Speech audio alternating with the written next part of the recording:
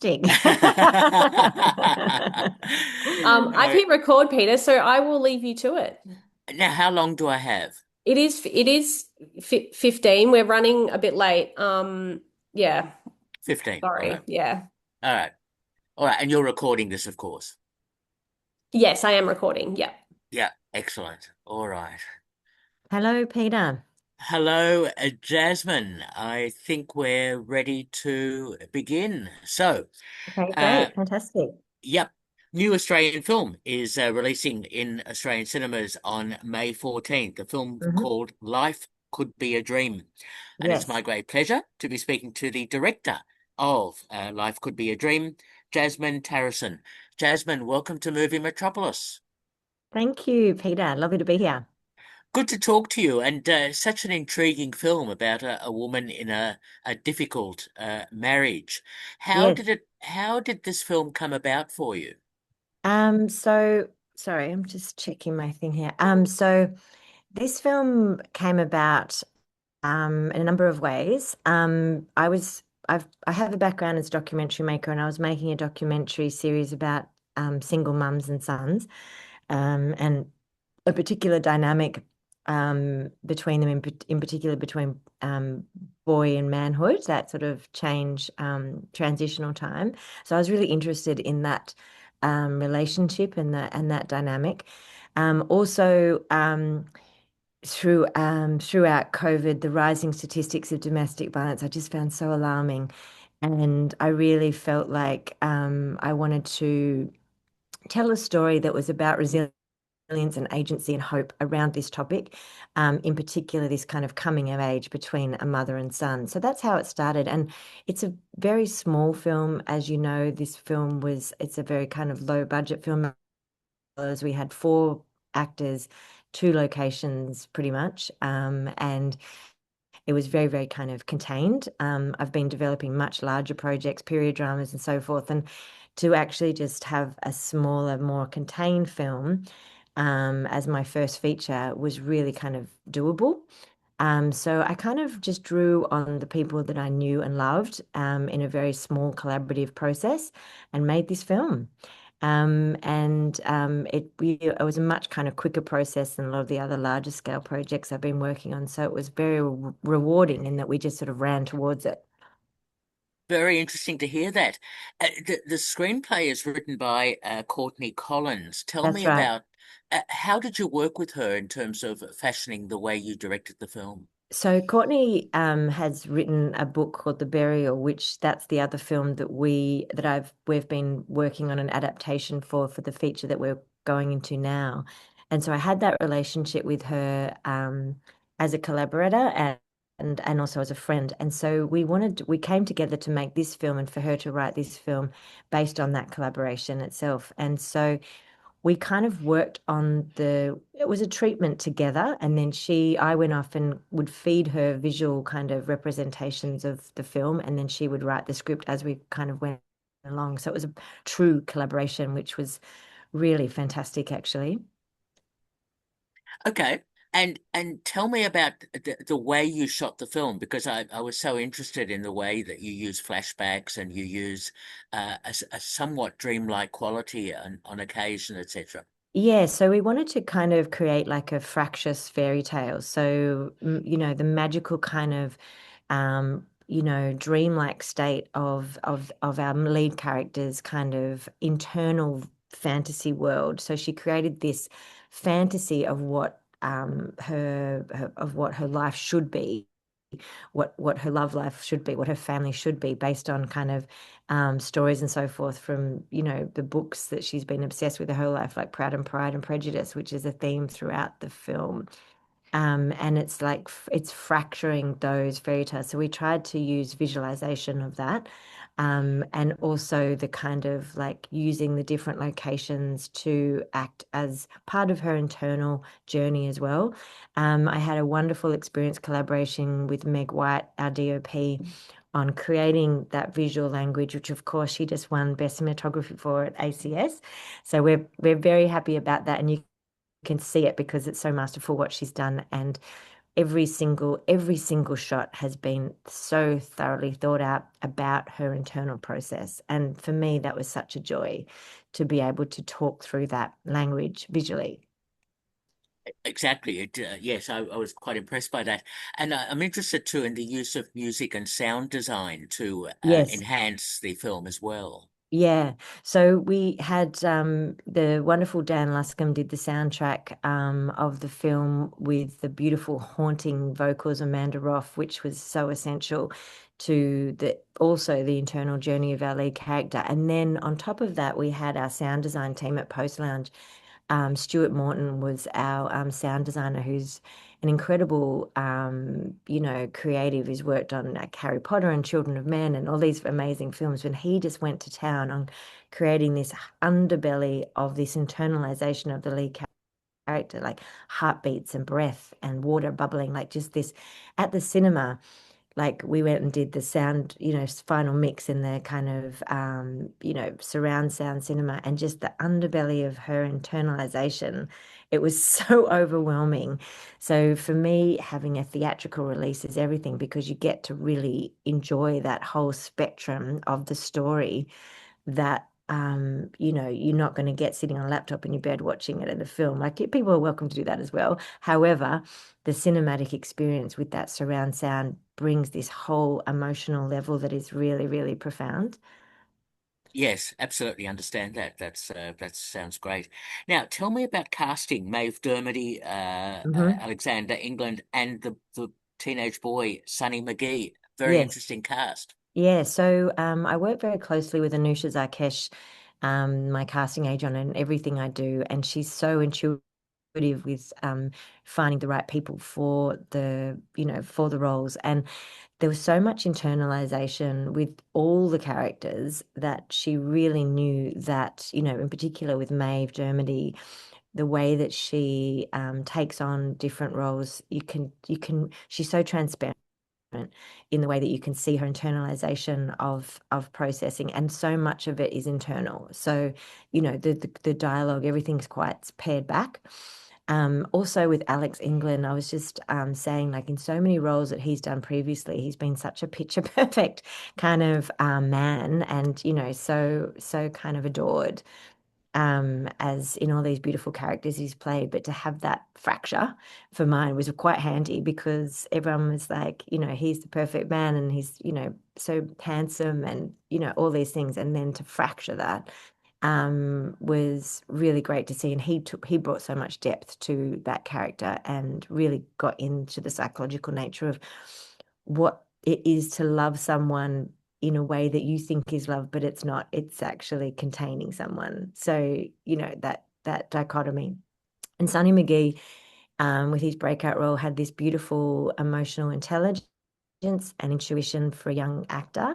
It's really, really hard to work with children and young people because they sort of come in jazz hands blazing, and to have someone as subtle and kind of, restrained. We worked with an incredible dramaturg, Melissa Bruder, who works with a technique called practical aesthetics, and she worked on that method with David Mamet and William H. Macy, and she brought that to set, working with Sunny and Maeve and Alex, and yeah, it was wonderful to watch that dynamic. Works really well. Yes, Mm, excellent cast. And mm. tell me about location shooting, the house, New South Wales, etc. It's interesting locations.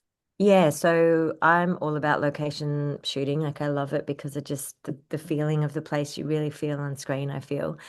And we were looking for particular locations. So the family home is this incredible house that has been stripped of all of its externals and glass has been replaced. And so you've got this sense of that everyone looking in at this perfect kind of family scenario, but also when you look out, you see your own reflection in the glass. So it's this, it kind of works metaphorically with that kind of glass edged home for what we're trying to kind of say and do in the film. And then our second location where our characters Sarah and Otis run away to is like a fairy tale. It's like picture perfect. It's this timeless, elegant beauty of this old home, this old deceased estate that has this sort of fairy tale like quality to it that could be anywhere in the world. Like it didn't feel quintessentially Australian, or it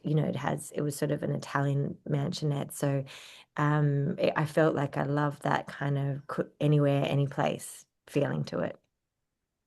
Interesting to hear all that. Yes, it works really well. Was the title of the film always going to be Life Could Be a Dream? Yeah, I love it so much because I just feel like life could be a dream, right? And it is if we, really thought about how we kind of, manage our relationships and world, we could all be living life could be a dream, but there's so many reasons why we're not. So yeah, it was very important for me to have that as the title. Yeah, okay. No, fair enough, fair enough. I was intrigued when I was watching the film how far the breakdown in the relationship would go, and because potentially it could have gone in a number of different directions, some of them very 100%. Yeah. unpleasant. Tell me about how you decided on that approach. So I think we're all trauma bonded to thrillers and how things can go and what the expectation of where it was going to go to. However, in this story, which is only one story, there's so many stories, I felt like the resilience and agency and hope is what I wanted people to take away. So I think we all have expectations. We all have versions of stories where we think we're going to go. And of course, in my film, there was that. Everyone was like, I thought it was going to be. I thought it was going to be. I thought, and I was like, that's great because you know how these stories can go. But in this story, this is how it ended. Right.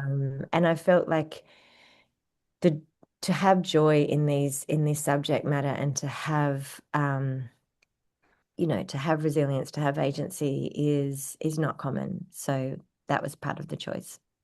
Fair enough. No, no, that sounds fine. Tell me about the editing process because getting the right shots and the sequencing and getting the right emotions that you want the audience to experience, that is not necessarily an easy task. Yeah, well, luckily I have one of the most extraordinary editors in the world, Gabriella Moore, and she is so embedded into the emotional kind of takeaway that I was looking for. So the mastery of what she did with the editing was absolutely extraordinary. Like I'm still in awe of the editing that she did on this film, and she's extraordinary in the way that she is so kind of delicate with the story. Yeah, it was an amazing process. It was very long. We were in there for about a year. Oh, But it felt like that's kind of, you know, what it needed to be. yep. No, I perfectly understand. Jasmine, as you said, this is your first feature film. I notice Mhm. you've made or directed some short films and other sorts of films. How did you find that transition to making a feature film? Yeah, what's interesting, like I have made shorts, I've made documentaries predominantly. Yeah, So my last documentary was for the ABC, the History of Women's Rights in Australia, Utopia Girls. I've also in between, in Australia, filmmakers, we have to do everything. So we make commercials as yeah, well. And I was always kind of obviously nervous about making a feature, but because we had such limited budget and time, I just had to do it because I didn't have time to be nervous or think about it. So by the end of each day, I'm like, oh, I've got to get this the next day. And so by the time I finished the film, I'm like, oh, I've got to get this and this and this. And then all of a sudden someone said, you've made your feature. And I was like, oh, yes. I didn't even have a chance to really think about being nervous or worried about it. It was just you had to get the shots done and that's it. You just have, and yeah. then you have to edit, you have to get that done. So I think it was just one step in front of the other, but it feels good now. It's like, oh, that's that. So I that was absolutely understand. Yeah. it was actually liberating because I was just running, literally running to be able to make the film. I was listening to this the story about Stanley Kubrick, how his final film, I watched that and what did it spend 7 years or like 75 takes? Like that's what I was listening to while I was making this film, and I was like, that, yeah, it was kind of sobering. Yeah. It would be Yeah. exactly. Kubrick was incredible, but anyway. So, Jasmine, just a couple of final questions. Are there any particular films or filmmakers that maybe have influenced your style or approach to Life Could Be a Dream? Yes, I've always, being an Australian woman and working in the film industry, we've had a lot of beautiful filmmakers that have influenced me. Obviously, Peter Weir and Jane Campion, but I'm also really inspired by filmmakers now. Like, with so many beautiful films being made, like I was just completely in awe of Chloe Zhao's Hamnet, the beautiful work that Greta Gerwig's doing. Like, there's beautiful films being made now, and it's such an honor to be in a kind of generation of female filmmakers that, where, everyone is making such incredible stories and films. So I'm inspired every day, actually. So it's wonderful. Great to hear. And are you working on any other projects at the moment? Yeah, so we're going straight into an adaptation of Courtney Collins' book, The Burial. Ah, We've already been developing that for quite a few years, which is much a larger scale film called The Untold Story of Jessie Bell Ray, which is the story of Australia's most notable female bushranger based on a true story. Yeah, how interesting to hear all that. yeah, Great, absolutely. great projects. Yeah, Well, it's great to see that Life Could Be a Dream is releasing in Australian cinemas on the 14th of May. that's right. And it's great talking to you. We've been speaking to Jasmin Tarasin, the director of the film. Go and see it in a cinema. Best place Thank to you, see it. Peter.